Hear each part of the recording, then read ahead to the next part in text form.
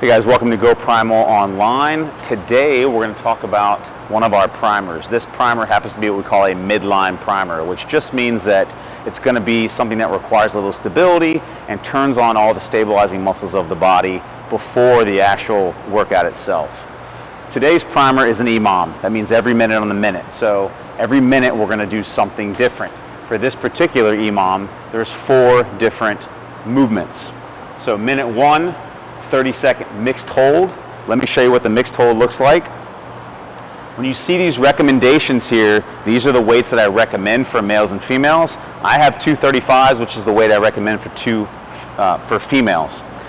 The mixed hold in this case, you're going to clean the kettlebells up into the rack position, and one is going to go overhead while you maintain the other one in the rack position. So at the top of that first minute, you're going to hold this position for 30 seconds.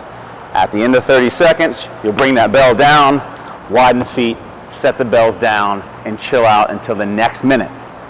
The next minute, we're going to utilize the kettlebells again. Same weights, and we're going to do 15 double kettlebell swings. Here's what that looks like.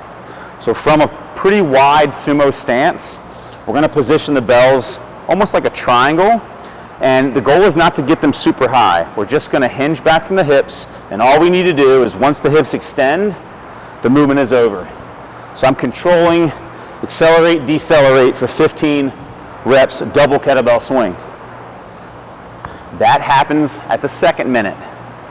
I'll rest the remainder of that minute. The third minute, we're going to do the mixed hold again. This time, instead of having the right arm overhead, we'll clean the bells and we'll bring the left hand overhead, rack hold with the right hand. And then finally, on the last minute, we don't need anything. We're just going to do 15 strict push-ups. Really, whatever version of push-up you can get your chest to the floor is the one I want you to do. But the intention here is to go chest to the floor, no hips, no legs, lock out. If you're unable to do that, say you're shorting it, just go ahead and do a hand release style to ensure you get full range of motion. But this is what we ideally want. And then we would rest the remainder of that minute.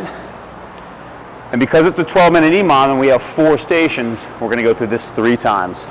And that'll be the midline primer.